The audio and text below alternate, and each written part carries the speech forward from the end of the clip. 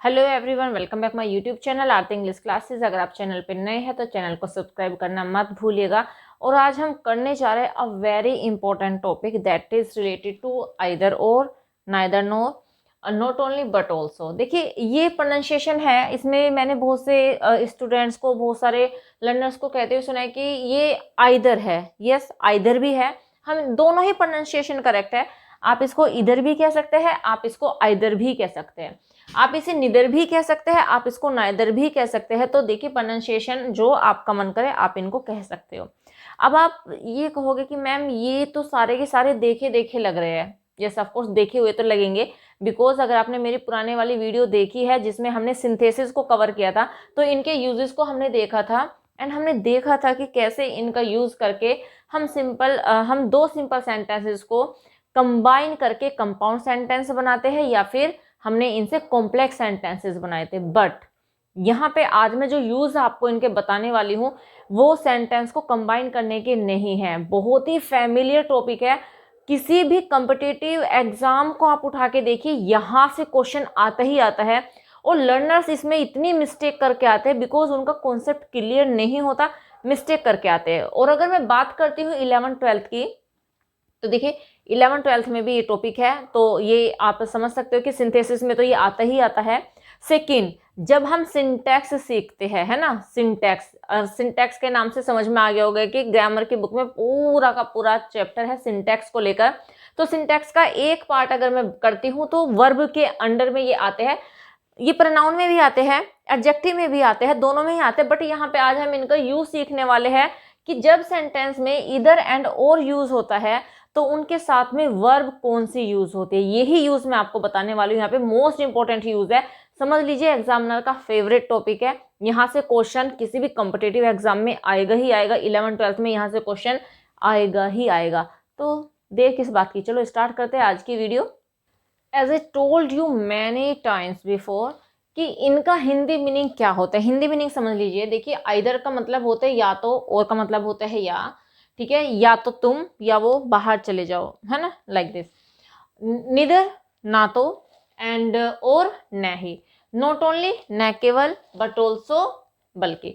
अब देखिए, अब अभी तक जब मैंने आपको सिंथेसिस सिखाए थे तो हमने वहां पे दो सेंटेंसेस को कंबाइन किया था। मैंने, अगर मैं एग्जांपल की बात करती हूँ, जैसे कि आइदर सिट डाउन और गो अवे, या तो बैठ जाओ या चले जाओ, राइट। नाइदर ही केम स्कूल, ना तो स्कूल आया, नोर ही डिड हिज वर्क, ना ही उसने अपना काम किया। तो इस तरीके से हमने सेंटेंसेस को कंबाइन किया था। बट यहाँ पे देखिए, जब भी हम इनका वर्ब के साथ में, यानी कि वर्ब एग्रीमेंट के पॉइंट ऑफ व्यू से हम इनको पढ़ेंगे तो ये दोनों के दोनों दो नाउन को या फिर दो प्रोनाउन को कंबाइन करेंगे। और यहाँ पे समझने वाली बात ये है कि जब दो नाउन आएंगे या दो प्रोनाउन आएंगे तो वर्ब तो हमें यूज करनी है। आपको पता ही है कि वर्ब तो हमेशा सब्जेक्ट के अकॉर्डिंग यूज होती है। सब्जेक्ट या तो नाउन होगा किसी भी सेंटेंस का या फिर प्रोनाउन होगा, दो ही हमारे सब्जेक्ट होते हैं, नाउन या प्रोनाउन। तो अब जब भी हम वर्ब यूज करते हैं तो हम according to the number of subject use करते हैं कि सब्जेक्ट का नंबर क्या है। इफ आई से आई एम अ गर्ल, ठीक है, तो आई के साथ हमने एम का यूज किया। मैंने कहा दे आर, तो सब्जेक्ट हमारा प्लूरल है दे, तो हमने आर का यूज किया, राइट। तो जो हमेशा वर्ब यूज होती है वो सब्जेक्ट के अकॉर्डिंग यूज होती है। लेकिन अगर सब्जेक्ट इन दोनों से कंबाइन होता है तो तब हमें वर्ब कौन सी यूज करनी है, बस यही सबसे इंपॉर्टेंट है समझने के लिए। तो देखो, मैंने बताया कि एक नाउन से पहले, एक सब्जेक्ट से पहले आएगा, एक नाउन या प्रोनाउन कुछ भी आ सकता है, तो यहाँ पे सब्जेक्ट 1 आएगा, ठीक है, और के बाद सब्जेक्ट 2 आएगा, राइट ना। इसी तरीके से निदर के बाद सब्जेक्ट 1 आएगा एंड और के बाद सब्जेक्ट 2 आएगा। In the same way not only के बाद सब्जेक्ट 1 आएगा बट ऑल्सो के बाद सब्जेक्ट 2 आएगा। इस बात को याद रखिएगा। समझ में आई बात ही आपको? मीन्स जो इधर और होगा, इधर के बाद एक सब्जेक्ट और उनको जो दूसरा सब्जेक्ट होगा दोनों आपस में कंबाइन होंगे। यहाँ पे भी एक निदर आएगा, निदर के बाद सब्जेक्ट 1 आएगा और के बाद सब्जेक्ट 2 आएगा, नॉट ओनली के बाद सब्जेक्ट 1 आएगा एंड बट ऑल्सो के बाद सब्जेक्ट सेकंड आएगा।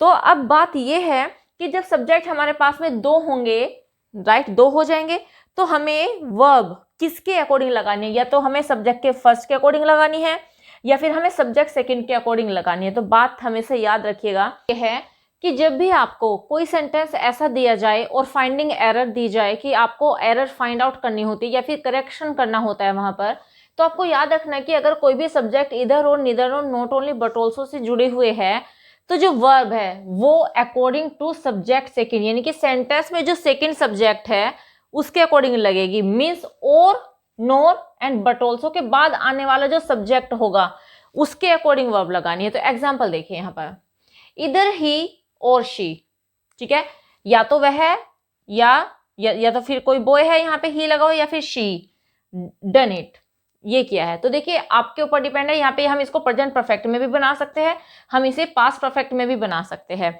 लेकिन वहां पे एग्जामिनर ऐसा तो नहीं, पास्ट परफेक्ट में तो दोनों के साथ हैड यूज हो जाएगा। बट अब देखिए आपको लगेगा कि अरे यहाँ पे तो दो पर्सन है, एक ही है और एक शी है, तो चलो यहाँ पे हैव लगा देते हैं।